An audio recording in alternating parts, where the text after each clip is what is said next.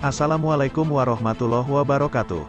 Sahabat beriman, umat Islam akan menghadapi peperangan akhir zaman sebelum datangnya Dajjal sebagai salah satu tanda kiamat. Pada waktu itu, kemenangan berada di tangan Muslim dan beberapa daerah berhasil ditaklukkan. Hal tersebut diterangkan dalam sebuah hadits sahih yang termuat dalam kitab Sahih Muslim. Diriwayatkan dari Jabir bin Samurah dari Nafi bin Utbah radhiyallahu anha, Rasulullah Shallallahu alaihi wasallam memberitahukan bahwa umat Islam akan memerangi Jazirah Arab, Persia, dan Romawi. Dalam peperangan itu, Allah Subhanahu wa Ta'ala menaklukkan 3 daerah tersebut untuk umat Islam. Pada akhir hadits dikatakan, Romawi akan menjadi daerah yang berhasil ditaklukkan umat Islam sebelum munculnya Dajjal. Menurut penjelasan dalam Asyarah Yantasiruhal Alam Indal Muslimin wal Yahud wan Nasyara karya Mansur Abdul Hakim, kemenangan-kemenangan atas wilayah tersebut terjadi pada masa Al-Mahdi sebelum munculnya Dajjal, walaupun sebagian terjadi pada masa Rasulullah Shallallahu alaihi wasallam dan Khulafaur Rasyidin serta pemerintahan setelahnya. Konteks hadits ini membahas tentang akhir zaman, yakni zaman Dajjal dan Al-Mahdi. Berikut bunyi hadits selengkapnya, diriwayatkan dari Jabir bin Samurah, dari Nafi bin Utbah radhiyallahu anhu, kami pernah bersama Rasulullah Shallallahu alaihi wasallam dalam suatu peperangan, lalu ada suatu kaum menghadap Nabi Shallallahu alaihi wasallam dari arah barat Madinah. Mereka memakai pakaian yang terbuat dari bulu. Mereka menemui beliau di suatu bukit.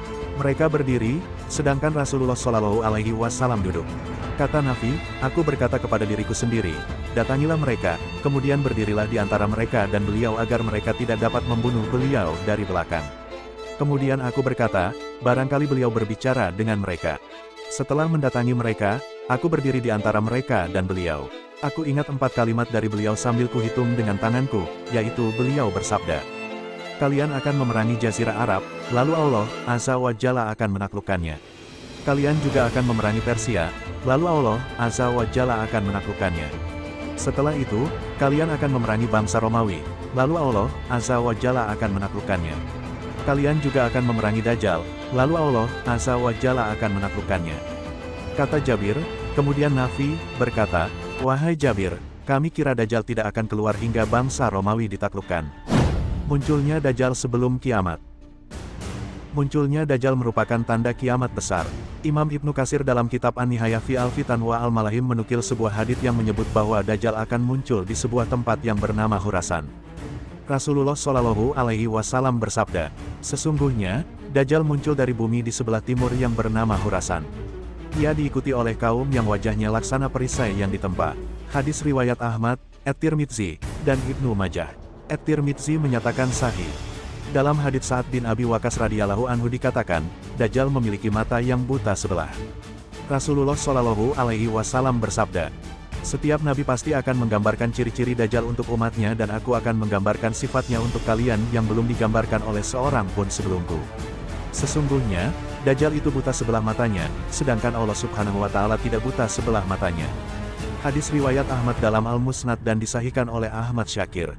Adapun, menurut riwayat Anas radhiyallahu anhu, Dajjal disebut akan muncul dari tengah-tengah Yahudi Isfahan. Rasulullah Shallallahu alaihi wasallam bersabda, Dajjal muncul dari tengah-tengah Yahudi Isfahan bersama 70.000 orang Yahudi yang mengenakan mahkota. Hadis riwayat Ahmad, Rasulullah Shallallahu alaihi wasallam dalam hadits yang lain menyebut bahwa Dajjal adalah fitnah terbesar di akhir zaman. Untuk itu, beliau menganjurkan umatnya agar berlindung kepada Allah Subhanahu wa Ta'ala dari fitnah Dajjal. Walau a'lam bishawab.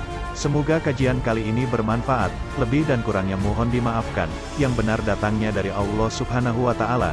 Khilaf atau kekeliruan itu datangnya dari saya pribadi sebagai manusia biasa. Sampai ketemu di kajian seru yang penuh makna selanjutnya. Saya akhiri, wassalamualaikum warahmatullahi wabarakatuh.